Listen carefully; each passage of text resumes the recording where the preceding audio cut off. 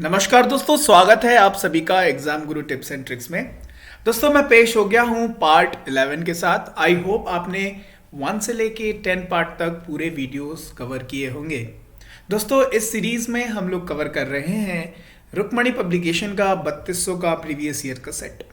आज के वीडियो में हम लोग कवर करेंगे 201 से मिस्टेक 220 तक हम लोग आज के वीडियो में कवर करने वाले हैं। फाइन।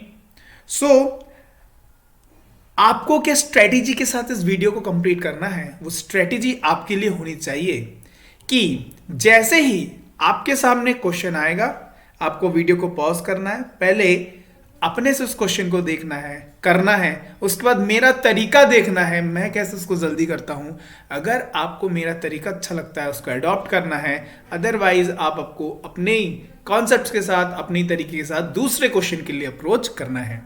फाइन। अगर आप इस तरीके से करेंगे तो आपका कॉन्फिडेंस भी बिल्डअप होगा, आपकी तैयारी भी कैसे चल रही पता चलेगा, और सबसे अच्छी बात आपकी प्रैक्टिस बहुत अच्छे से होगी। ठीक है, तो आइए वीडियो को स्टार्ट करते हैं। पहला क्वेश्चन, 30 पुरुष एक काम को 80 दिनों में कर सकते हैं।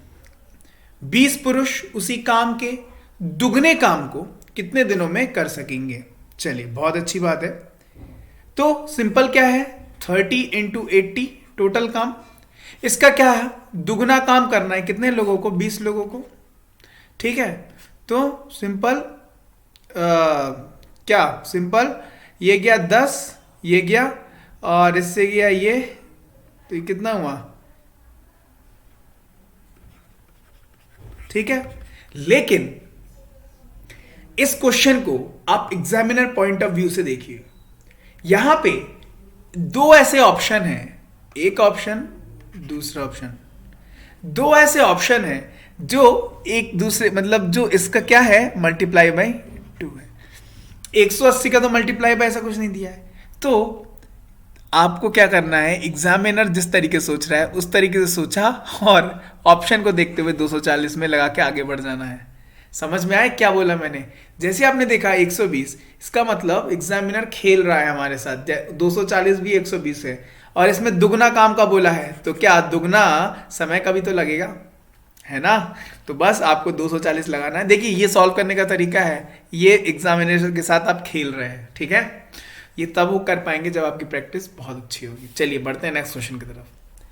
13, 14, 13, 12, 15, 21, 16, 18, 13 का रेंज, बहुलक तथा मध्य का ज्ञात कीजिए। सबसे पहले क्या है रेंज? रेंज मतलब हायर वाला, higher minus lower. Higher minus lower. Higher देखिए कौन है, 21 सबसे बड़ा है, छोटा छोटा छोटा 13, 13, 13, 12, 12, 12, 12, 12 से छोटा कोई नहीं है। कितने का डिफरेंस है? 9 का। देखिए एक ही ऑप्शन है जो बहुलक के 9 से स्टार्ट हो रहा है, तो यही लगाना है और आगे बढ़ना है। कोई दूसरा क्वेश्चन करने की जरूरत नहीं है, मतलब दूसरे और करने की, जैसे ये दिया था ना, 1 सेकेंड, हाँ, जैसे ये बहुलक पूछा था और मध्य का पूछा था, निकालने की जरूरत ही नहीं है ना। बढ़ते नेक्स्ट क्वेश्चन की तरफ। वृत्त ए और वृत्त बी दोनों की त्रिज्या 4 यूनिट की है। यदि बिंदु P A पर स्थित है तथा बिंदु Q B पर स्थित है और दोनों वृत्त एक दूसरे को ठीक एक ही बिंदु में स्पर्श करते हैं, तो PQ भाग का अधिकतम लंबाई कितनी होगी? देखिए एक ही पॉइंट पे टच कर रहे हैं ये लोग। देखिए एक ही पॉइंट पे टच कर रहे हैं कि नहीं टच कर रहे हैं? इसको ब्लैक से दिखा, तो एक ही पॉइंट पे टच कर रहे हैं ये लोग। इन लोगों का रेडियस दिया हुआ है कितना, वृत्त की त्रिज्या कितनी दी हुई है? 4, और इसकी दी हुई है 4। ठीक है, अब देखिए वृत्त ए और वृत्त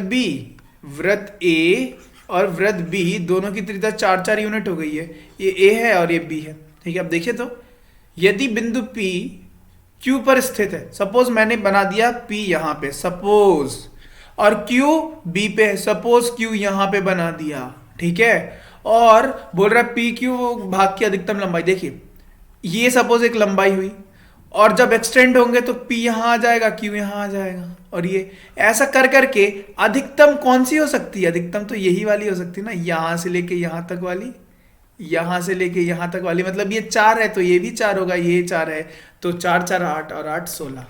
16 सेंटीमीटर। यूनिट दिया हुआ है, unit 16 unit, 16 unit. Option number D. बढ़ते हैं नेक्स्ट क्वेश्चन की तरफ।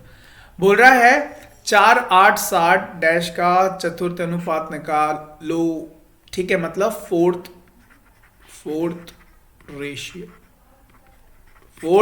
रेशियो। ठीक है, तो क्या होगा, 4/8 इज इक्वल टू 7/x, है ना। ये बटे ये इज इक्वल टू इसके बटे में x। ठीक है, सो x की वैल्यू पता कर लो, इसको इससे मल्टीप्लाई कर लो, और अच्छा एक काम करो, इसको सिंप्लीफाई कर दो, 1/2 मतलब 14। Option number. Next question.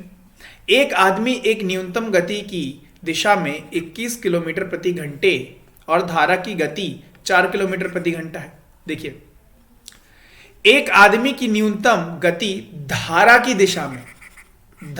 दिशा में कितनी है, 21 किलोमीटर प्रति घंटा। धारा की गति 4 किलोमीटर पर आवर है।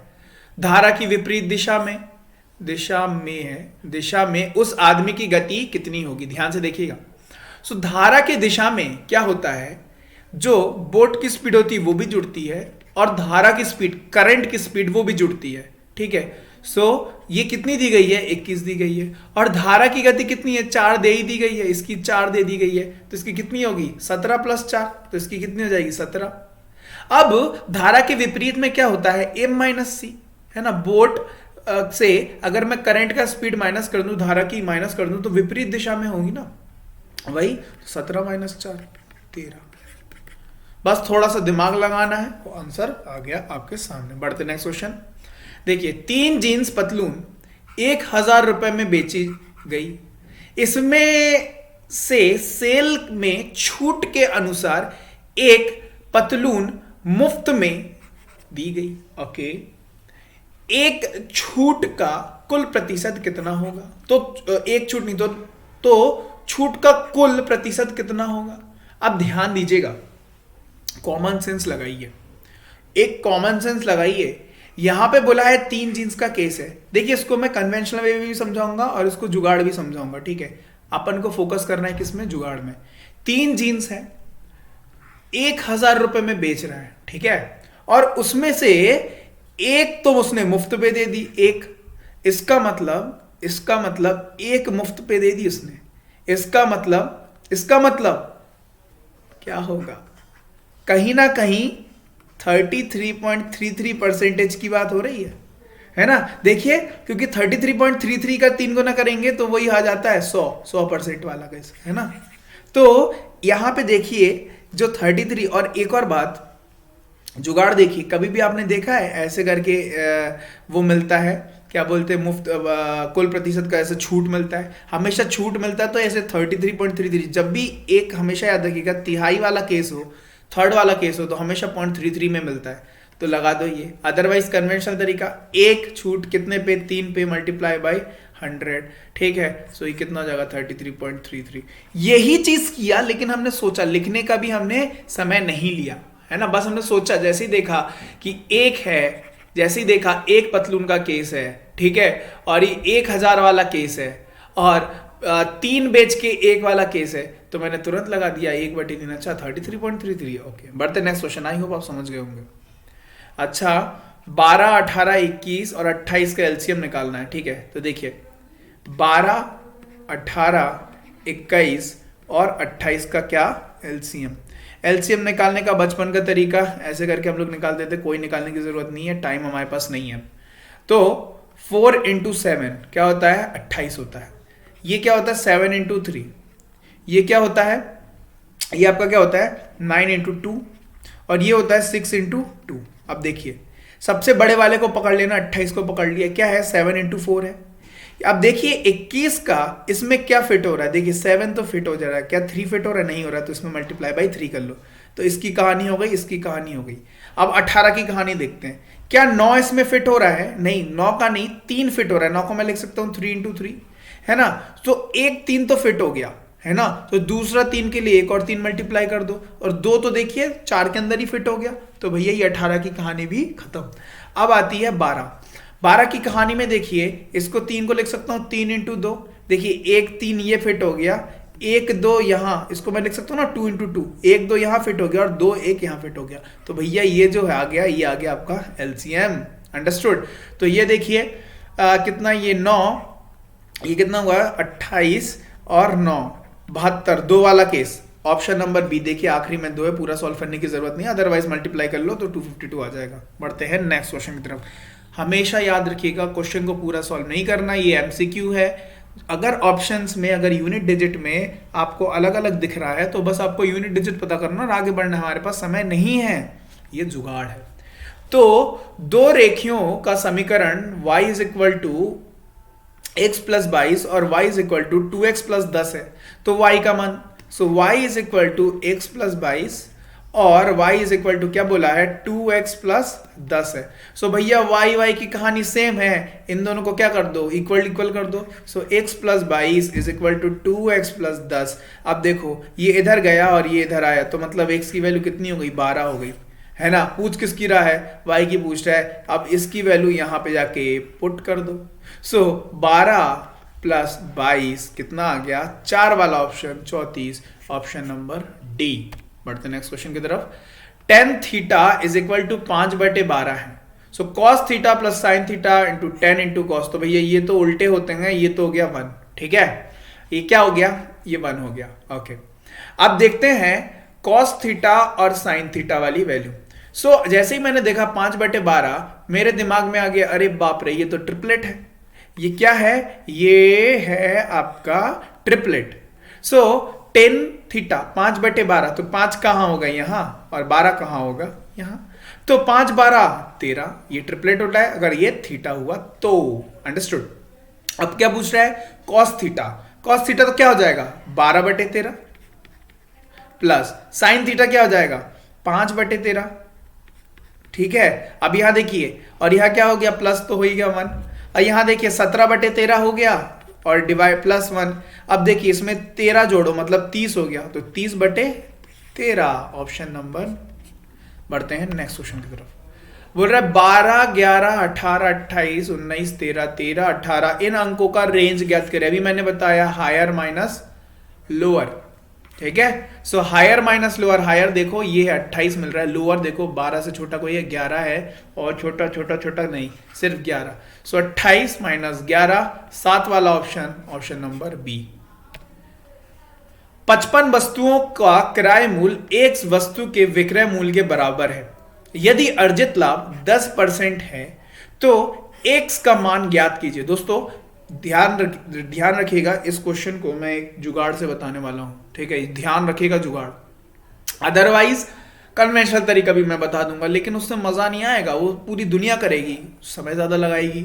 लेकिन आप जुगाड़ समझो और अपना नाम रोशन करो, ठीक है। तो देखिए 55 वस्तु का किराया मूल्य, किसका किराया मूल्य, 55 वस्तु का किराया मूल्य। तो देखिए किराया मूल्य मतलब कॉस्ट प्राइस किसका, 55 वस्तुओं का, और सेलिंग का क्या बोल रहा है कि 10% के क्या अर्जित लाभ कर रहा है, कितने में बेचेगा, ठीक है, मतलब एक वस्तु के विक्रय मूल्य के बराबर है, मतलब इतना का जो पैसा है ना, वो कितने पैसों को उतने रुपए में, मतलब उतना पैसा कितने में वो निकाल लेगा जिससे 10% का प्रॉफिट हो जाएगा। ध्यान दीजिए, ये ऑप्शन देखिए, ये ऑप्शन देखिए, ठीक है। आप ऐसा ऑप्शन ढूंढो जिसका 10% अगर मैं बढ़ाऊं तो वो 55 आ जाए, बस आंसर हो गया। ध्यान से देखिए ऑप्शन नंबर बी, इसका 10% मतलब क्या 5, तो 50 प्लस 5 आ गए 55, हो गया उसका क्या, x का मान 50। कुछ सॉल्व करने की जरूरत नहीं है। अदरवाइज अगर आप बुकिश लैंग्वेज में जाएंगे तो 10 की वैल्यू, 10% की वैल्यू क्या है 55 माइनस x और divided by x into 100, x की वैल्यू आपकी 50 आ जाएगी। इतना दिमाग क्यों लगाना है जब मेरा इस जुगाड़ से आ रहा है। बढ़ते नेक्स्ट क्वेश्चन की तरफ। बोल रहा है एफ के पास नोटों की एक निश्चित संख्या है जिसका मूल वर्ग निम्नलिखित है 9 इंटू 1 रुपए, 5 इंटू 5 रुपए, 6 इंटू 10 रुपए, 7 इंटू 20 रुपए, 8 इंटू 50 रुपए और 9 इंटू 100 रुपए। एफ के पास कुल राशि कितनी है, क्या यूज करना है। अच्छा यहां देखिए यूनिट डिजिट का केस, इसमें अच्छा 2 5 5 के देख लेते हैं, अगर 5 5 का आएगा तो हम पूरा सॉल्व करेंगे। सो 9 इंटू 1 मतलब 9 यूनिट डिजिट में, 5 इंटू 5 25 का 5, और ये तो 0, ये भी 0, ये भी 0 और ये भी 0, 9 5 14। आखिरी में 4 वाला ऑप्शन एक ही है, ऑप्शन नंबर सी। आगे बढ़ाओ, टिक टिकाओ, आगे बढ़ाओ। सॉल्व करने की क्या जरूरत है? नहीं है। अदरवाइज भैया कन्वेंशनल तरीका भी बता देते हैं, नहीं तो आप कमेंट करोगे, है ना। तो देखिए 9 इंटू 1 9, 5 इंटू 5 25, है ना, 6 इंटू 10 60, ओके, 7 इंटू 20 140, और क्या 8 इंटू 50 400। आपको क्या करना है दोस्तों, ध्यान रखिएगा, ये यूनिट डिजिट का केस करना है, आगे बढ़ना है, ठीक है। एक एक सेकंड बचाना है। और 9 इंटू 100 900, सबको जोड़ दो, सबको जोड़ दो, अल्टीमेटली आंसर आएगा 1534, option number C. I hope आप ये समझ पा रहे होंगे। बढ़ते नेक्स्ट क्वेश्चन। निम्नलिखित में से कौन सा अवरोही क्रम है? मतलब बड़े से छोटा जाना है, बड़े से छोटा जाना है, बड़े से छोटा, बड़े से छोटा जाना है। अच्छा, तो यहां देखिए 2/3 है, 3/4 है, 4/5 है और 1/2 है। क्या ये सब में सेम है? जी हाँ, इसमें भी है। क्या ये इसमें भी है? क्या इसमें भी है? बिल्कुल सब में सेम है। तो भैया जैसे ही मैंने देखा तो मैं क्या, मुझे पता है 4/5 इसका मतलब होता है 80%, ये सबसे बड़ा होगा। उसके बाद 3/4 ये होता है कितना, 75%, ये उसके बाद होगा। उसके बाद 2/3 मतलब ये होता है कितना, 66.66%, ये उसके बाद होगा। और 1/2 मतलब होता है 50%, ये उसके बाद होगा। क्या ये ऐसा कोई ऑप्शन है इस वे में, मतलब फ्रॉम राइट, नहीं फ्रॉम राइट, नहीं फ्रॉम लेफ्ट टू राइट, क्या ये इस तरीके से है? 4/5 3/4 2/3 और 1/2 है ये कोई option? Option option option option 4/5 वाला देखिए एक ही ऑप्शन है, नहीं 2 ऑप्शन है। उसके बाद 3/4 2/3, ऑप्शन नंबर सी। बस देखा, टिक टिकाया, आगे बढ़े। अब क्या बोल रहा है? 3 4 5 3 1 का मानक विचलन मतलब स्टैंडर्ड डेविएशन निकालो, स्टैंडर्ड डेविएशन। अच्छा, 3 4 5 3 1। अब ध्यान से देखिएगा, 3 4 5 3 1 कितने हैं? 1 2 3 4 5, टोटल 5। ओके, अब क्या करता हूं, इन सबको मैं जोड़ देता हूं। तो 3 और 4 7, 7 और 5 12, 12 तो 15 16। इसको डिवाइड करना है, आ जाएगा आपके पास 3.2। 3.2 क्या आ गया? एवरेज आ गया। अब क्या करना है, इसको इससे पहले वाले से माइनस करो, कितना हुआ? 0.2, 0.2 का स्क्वायर। चाहे प्लस हो चाहे माइनस हो, आपको प्लस ही प्लस करना है, ठीक है, क्योंकि ये मॉड है, क्योंकि क्या है? मॉड है, ठीक है, ये मॉड है। साइन लगा, दिख लिया आपको। अब यहां देखिए कितने का डिफरेंस है? 8 का, 0.8 का, तो इसका क्या करना है? स्क्वायर करना है। 5 और ये, तो ये क्या हो गया? 1.8 का स्क्वायर है, ओके। 3 मतलब 0.2 का स्क्वायर है, ओके। और ये 1 मतलब ये क्या हो गया? 2.2 का स्क्वायर है, ये 2.2 का स्क्वायर है। तो इसका स्क्वायर होगा क्या? 0.04, और ये होगा क्या? 0.64, और ये क्या होगा? 18 मतलब 324, सो 3.24, और ये होगा 0.04, और ये क्या होगा?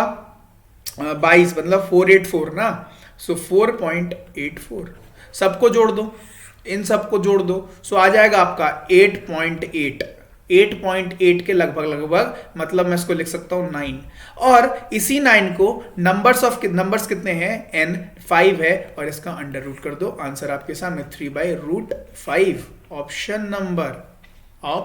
Number C. बढ़ते हैं नेक्स्ट क्वेश्चन की तरफ।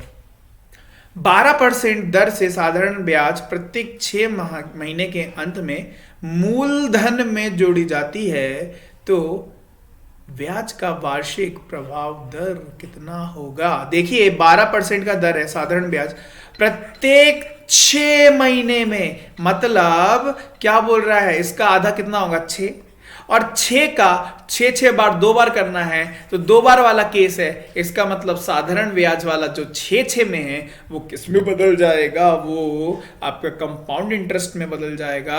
और 6 मैंने आपको बताया है 2 ईयर का केस हो, 2 ईयर का मतलब 2 पार्टीशन में केस हो और सेम नंबर हो तो उसका जो डिफरेंस होता है वो कितना होता है, उसका स्क्वायर होता है मतलब 36। 12 में 36 जोड़ दो मतलब 0.36 जोड़ दो, so which is equal to 12.36। Answer आपके सामने है ऑप्शन नंबर डी। Z का मान क्या है? ओके अगर ये 82 है तो ये भी क्या होगा, अगर ये 35 है तो ये क्या होगा, ठीक है। और अगर इन दोनों की वैल्यू कितनी हो गई, ये 7 हो गया और ये 11, 117 है तो इसकी वैल्यू कितनी होगी, तो 3 जोड़ा तो 20 और 63। अगर ये 63 है तो ये भी क्या होगा, 63 है। Option number. एक खुर्दा व्यापारी 2 दर्जन आम खरीदे और 1.5 दर्जन आम के किराए मूल्य पर बेच दिया, ठीक है। 2 दर्जन तो उसे कितना, तो उसे कुल लाभ कितना प्रतिशत हुआ। 2 दर्जन आम मतलब 12 12 24 और यहाँ क्या हुआ कितना 18, ठीक है। 1.5 दर्जन मतलब 18, राइट। तो यहां देखिए ये क्या है, खरीदा मतलब कॉस्ट प्राइस और ये क्या है, सेल प्राइस।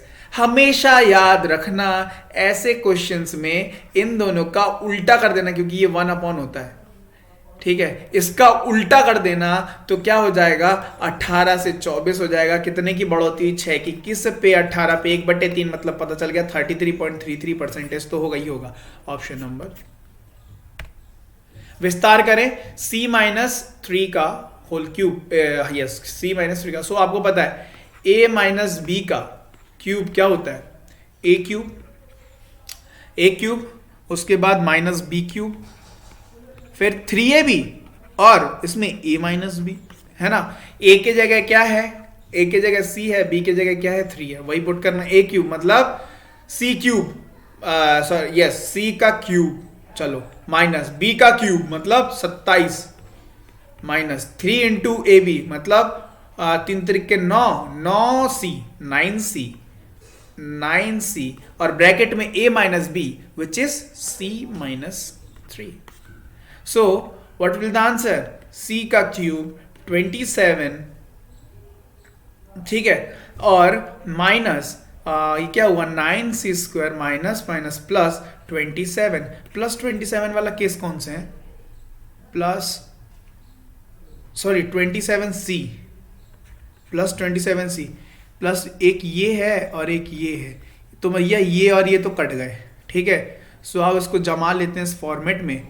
सो C का क्यूब माइनस 9C का स्क्वायर प्लस 27C माइनस 27, देखिए माइनस 27 इसमें है। Option number.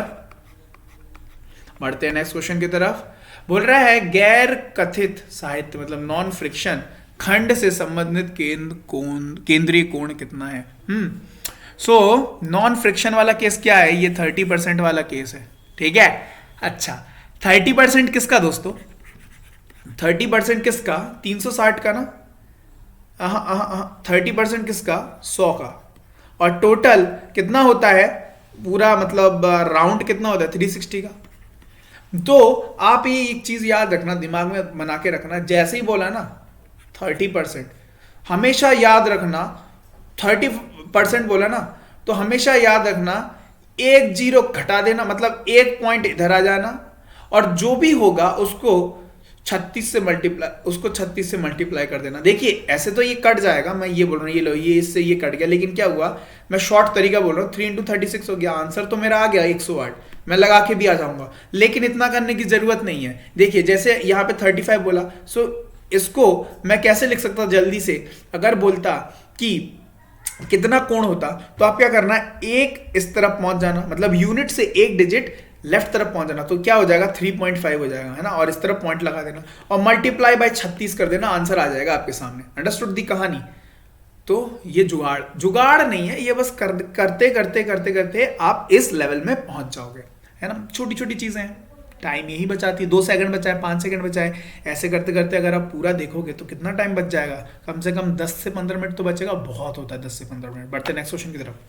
पुस्तकालय की कुल पुस्तकों में से यदि हास्य मतलब कॉमिक्स की पुस्तकें 375 पुस्तकें हैं, तो पत्रिकाएं मतलब जर्नल्स कितनी हैं? ओके, सो क्वेश्चन में बोल रहा है 15% की वैल्यू कितनी दी हुई है? 375। जैसे ही मैंने देखा तो मुझे पता चल गया किसकी पूछ रहा है, जर्नल्स की पूछ रहा है, मतलब 10% की वैल्यू क्या है।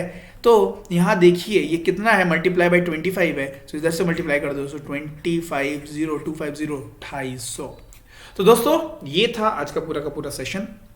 आई होप आपको वीडियो पसंद आया है। इसका पीडीएफ आपको जो है मिल जाएगा कहाँ पे टेलीग्राम चैनल पे, और टेलीग्राम चैनल का डिस्क्रिप्शन आपको डिस्क्रिप्शन बॉक्स में मिल जाएगा, ठीक है। सो आपको क्या करना है, उसको ज्वाइन कर लेना है टेलीग्राम को, ठीक है, अगर आपको उसका पीडीएफ चाहिए होगा तो। और भी इंफॉर्मेशंस जो होती हैं वो आपको टेलीग्राम में अपडेट कर दी जाती है, तो आप उसको जरूर से जरूर क्या कहे ज्वाइन कर लेना, और चैनल को भी जल्दी से सब्सक्राइब कर लेना exam grow tips and tricks को, ठीक है।